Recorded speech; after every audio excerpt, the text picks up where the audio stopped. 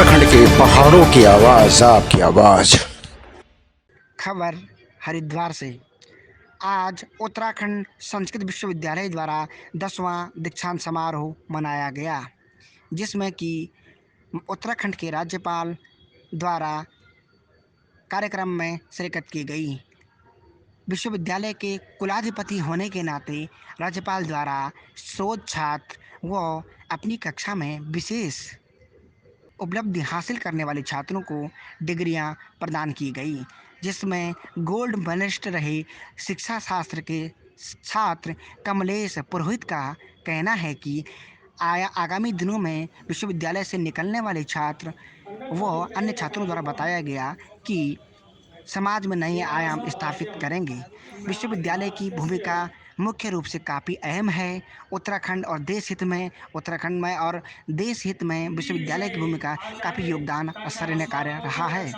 वहीं दूसरी ओर कुलाधिपति के समक्ष कुलपति महोदय द्वारा बताया गया कि उत्तराखंड संस्कृत विश्वविद्यालय की भूमिका इस प्रकार से है कि वर्तमान में हरिद्वार जनपद में उत्तराखंड संस्कृत विश्वविद्यालय द्वारा 5 गांवों को गोद लिया गया। उन गांवों में विश्वविद्यालय की भूमिका इस प्रकार से है कि वहां पर पर्यावरणीय व नशा मुक्ति, जल संरक्षण, अन्य प्रकार के नैतिक कार्यों का बढ़ावा देना विश्वविद्यालय के छात्र और विश्वविद्यालय की भूमिका अहम रहेगी। वहीं दूसरी ओर कोरोना काल में जो गतिविधि हुई है, जो पढ़ाई में डिस्ट्रीब्यूशन हुआ है, उसमें विश्वविद्यालय की भूमिका ऑनलाइन माध्यम से छात्रों को गाइड किया गया। कुलपति जी द्वारा बताया गया कि आज उत्तराखंड संस्कृत विश्वविद्यालय 18 वर्ष का हो चुका है, जिसमें विश्वविद्यालय की भूमिका काफ़ी लंबा प्रयास रहा है। विश्वविद्यालय से निकलने वाले शोध छात्र व अन्य व्यावसायिक अध्ययन करने वाले छात्र निकल करके समाज में नए आयाम स्थापित कर रहे हैं। संस्कृत विश्वविद्यालय की भूमिका इस प्रकार से कि जिस उपयोग के लिए विश्वविद्यालय की स्थापना हुई है, उसके लिए बड़े गौरवान्वित महसूस हुआ है। संस्कृत के महानिदेशक भी वहाँ पर उपलब्ध थे और कुल सचिव के समक्ष छात्रों को डिग्रियां प्रदान की गई। वहीं दूसरी ओर बालकृष्ण उत्तराखंड संस्कृत विश्वविद्यालय द्वारा बालकृष्ण जो पतंजलि यूपी के कुलपति हैं, उन्हें भी डिग्री डीलिट की उपलब्धि दी गई।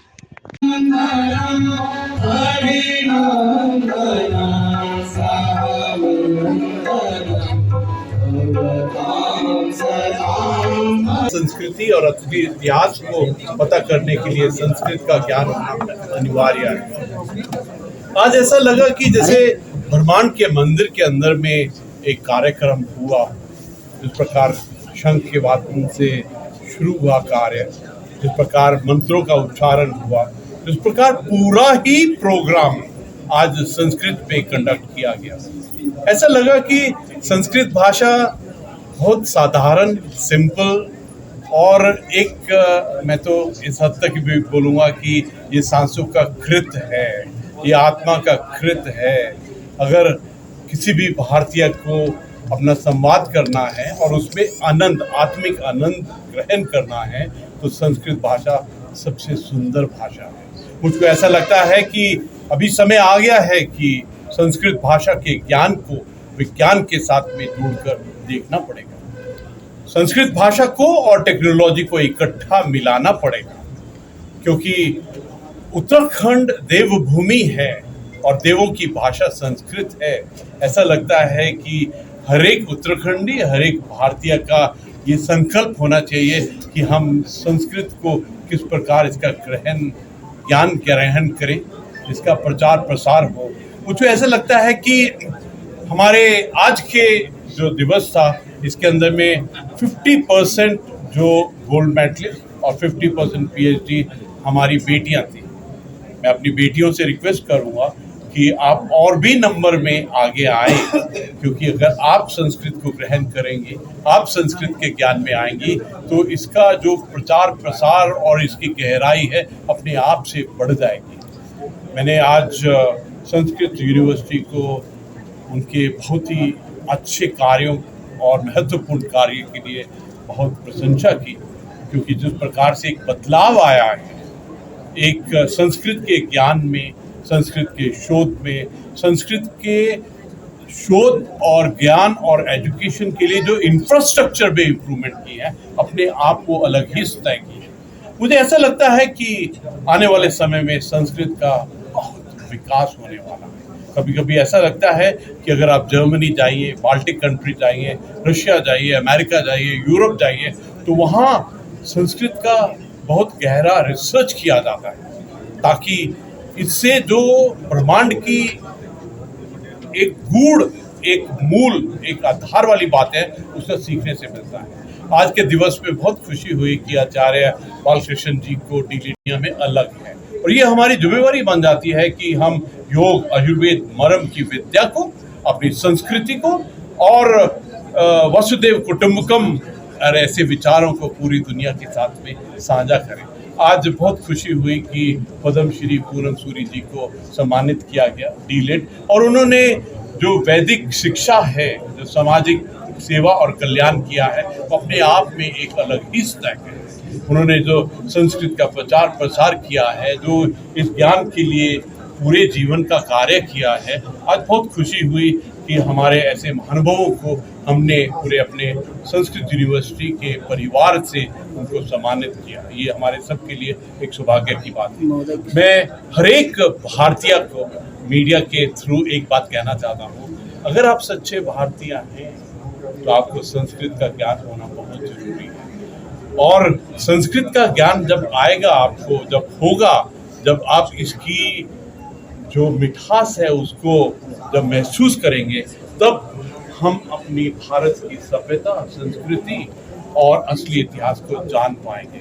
आज हम सब के लिए एक चुनौती है, एक संकल्प लेने का दिन है कि हम किस प्रकार संस्कृत के ज्ञान से विकसित भारत, सर्वश्रेष्ठ भारत, आत्मनिर्भर भारत और विश्व गुरु की उपाधि को हासिल करते हैं। आप सबका बहुत धन्यवाद। छोटा सा सवाल, संस्कृत विश्वविद्यालय उच्च श्रेणी में नहीं गिना जाता है, उच्च शिक्षण श्रेणी में नहीं आता है, उसके लिए विश्वविद्यालय द्वारा काफी प्रयास किया गया। श्रीमान, आपने बहुत सुंदर पॉइंट कहा है। आज के दिन में संस्कृत यूनिवर्सिटी 18 साल की हो गई है, तो इसलिए जरूरी है कि हम संस्कृत यूनिवर्सिटी को हायर एजुकेशन के साथ लिंक करें, इनको अपने डेवलपमेंट प्रोजेक्ट्स और इंफ्रास्ट्रक्चर और बाकी सबका सपोर्ट दें। मुझे लगता है कि आज दिन है कि हम संकल्प करें कि हम संस्कृत को हर एक लेवल के ऊपर में वो सपोर्ट दें, ताकि हर भारतीय और इवन विश्व के, आपको याद होगा कि पुराने समय के अंदर में जो हमारे भारत के ऋषि मुनि हैं, जो हमारी संस्था थी, वो इतनी प्रबल थी कि सब फॉरेनर्स यहाँ पर संस्कृत सीखने के लिए आते हैं। और मैं आपको विश्वास दिलाता हूँ वो समय दोबारा आने वाला है जो संस्कृत भारत को विश्व गुरु होने के उस पथ पर लेकर जाएगा। धन्यवाद। विश्वविद्यालय की भूमिका छात्र हित के लिए, देश हित के लिए, राज्य हित के लिए काफ़ी अहम है। और उत्तराखंड में राज्य की भूमिका में संस्कृत की राजभाषा के तौर पर देखी जाती है। उत्तराखंड विश्वविद्यालय द्वारा आज मुझे भी गोल्ड मेडलिस्ट के रूप में चुना गया और मुझे राज्यपाल महोदय द्वारा गोल्ड मेडलिस्ट दिया गया। अहम भूमिका, योगदान मेरे गुरुजनों का, मेरे माता पिता का, मेरे सहयोग का, मेरे सहपाठियों का, मेरे मित्रों का आभार प्रकट करता हूँ, जिनके माध्यम से मैं इस प्रकार की भूमिका में आगे आ पाया। और कहीं ना कहीं अपनी भूमिका राष्ट्रनिर्माण, राष्ट्रहित के लिए नवीन निर्माण के रूप में देखूंगा और प्रयासरत रहूँगा, जिसमें मेरी भूमिका अहम मानी जाए। और दूसरी ओर विश्वविद्यालय के शोध छात्रों के रूप में हमने अन्य छात्रों से भी बात की, तो जिसमें कहीं ना कहीं निकल के सामने आया कि विश्वविद्यालय की भूमिका छात्रों के हित के लिए सर्वोपरि रही है। G20 सम्मेलन इस समय भारत में मनाया जा रहा है, इसमें सभी जगह इसके सम्मेलन हो रहे हैं। विश्वविद्यालय की भूमिका बहुत अहम रूप में G20 सम्मेलन के लिए प्रयासरत और सम्मेलन किए जा रहे हैं। पंचगव्य जैसे सब्जेक्ट में भी विश्वविद्यालय ने अपना सम्मेलन अभी वर्तमान में दिया है। विश्वविद्यालय ने मुझे काफ़ी प्रयासरत के रूप में आगे बढ़ाने का प्रयास किया है और आगामी दिनों में भविष्य में मैं भी कहीं ना कहीं समाज के हित में काम करूंगा, समाज के लिए काम करने का प्रयास करूंगा। विश्वविद्यालय की जो सहयोग भूमिका मेरे ऊपर रही है, तो वो समाज के साथ मिल करके सहयोग भूमिका के रूप में काम करूंगा।